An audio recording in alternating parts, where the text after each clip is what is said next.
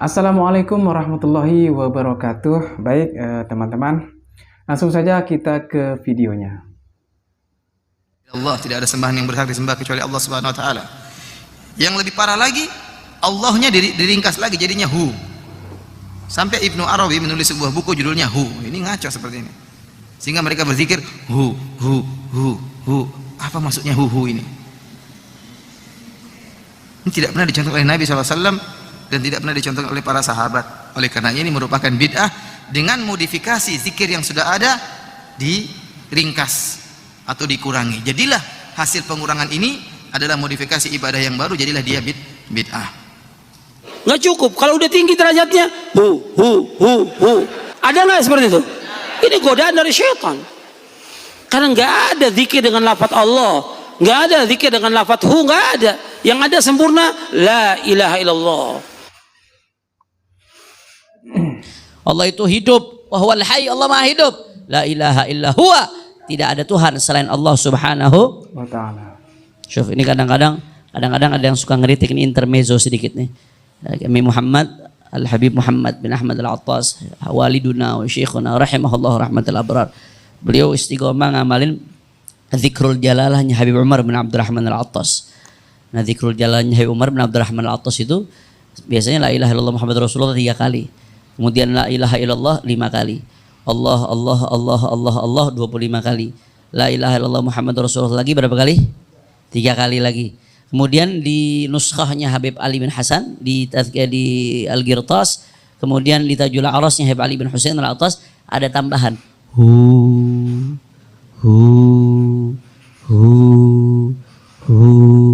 Ada sebagian orang yang kurang piknik, saudara. Kurang piknik, ngajinya kurang jauh.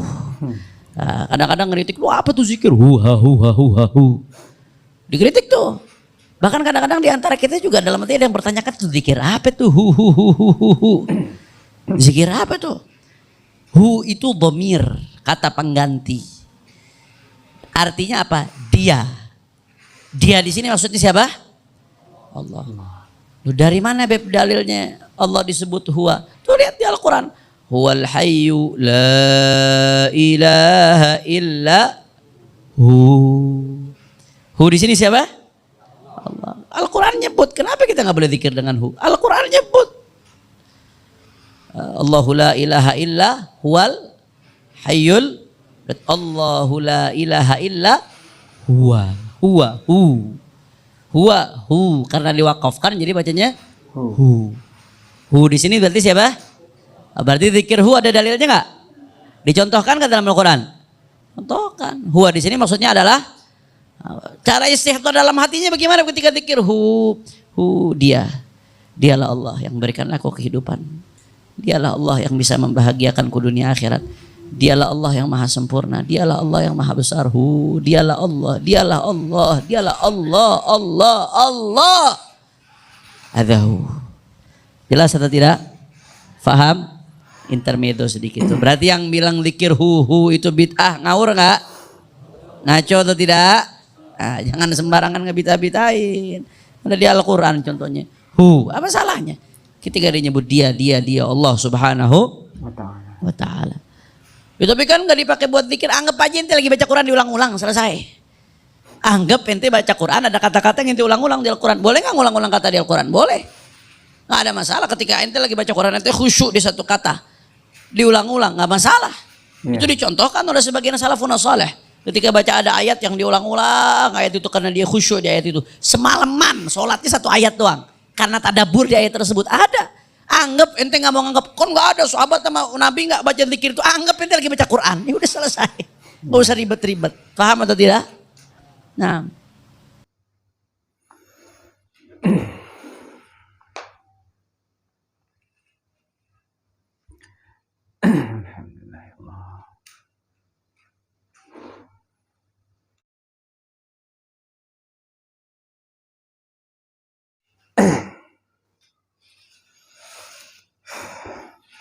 Baik, teman-teman, kita sudah menyimak penjelasan terkait zikir dengan kalimat lafaz hu atau zikir hu teman-teman ya, hu.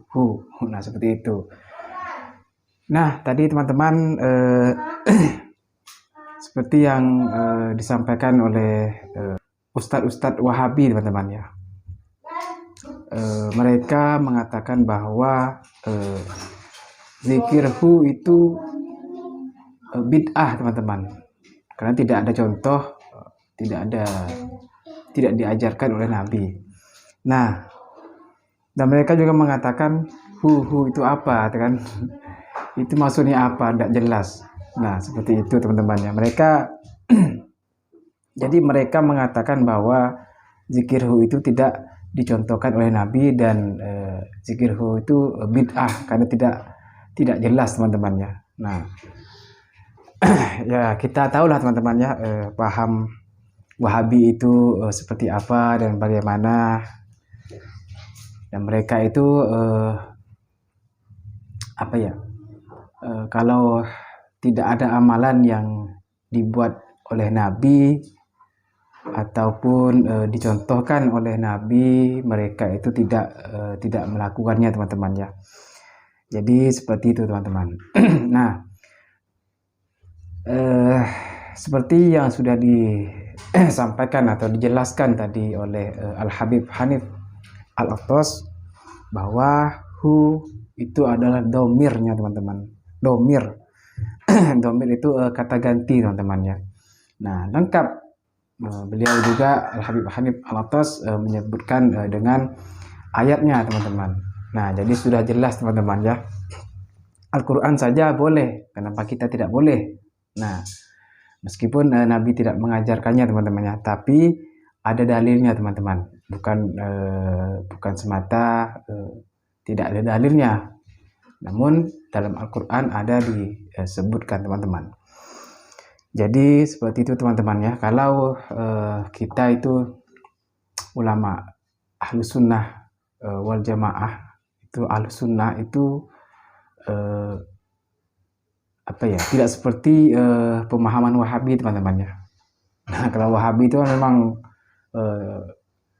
setiap apa yang tidak dibuat oleh Nabi itu bid'ah teman-teman ya, bid'ah. Jadi mereka tuh harus ada dalil, ada contoh dari Nabi teman-teman ya. Padahal Ahlus Sunnah itu sama-sama juga ada dalilnya teman-teman ya, meskipun tidak dicontohkan Nabi tapi dalilnya ada itu teman-teman. Jadi seperti itu teman-teman ya. Jadi teman-teman sekarang sudah tahu ya soal zikir hu itu, yaitu ada juga, maksudnya dalilnya itu ada teman-teman. Jadi tidak hanya apa ya, hanya zikir-zikir yang apa ya, mungkin tidak ada artinya segala macam. Nah teman-teman, mungkin hanya ini yang dapat saya sampaikan berdasarkan apa yang saya simak tadi, penjelasan dari Al-Habib Hanif Al-Aqtas. Beliau sangat luar biasa teman-teman. Mudah-mudahan video ini bisa bermanfaat, bisa menambah ilmu pengetahuan kita, dan juga untuk dijadikan pembelajaran teman-teman ya. Baik teman-teman semua, terima kasih sudah menyimak video ini dari awal sampai akhir, dan juga terima kasih juga kepada teman-teman semua yang sudah mensupport channel Daun Dakwah ini. Mudah-mudahan channel ini juga bisa terus berkembang dan bisa memberikan ilmu yang bermanfaat, dan juga menambah apa ya, pengetahuan kita semua. Baik teman-teman, saya akhiri, lebih kurangnya saya mohon maaf. Saya akhiri, assalamualaikum warahmatullahi wabarakatuh.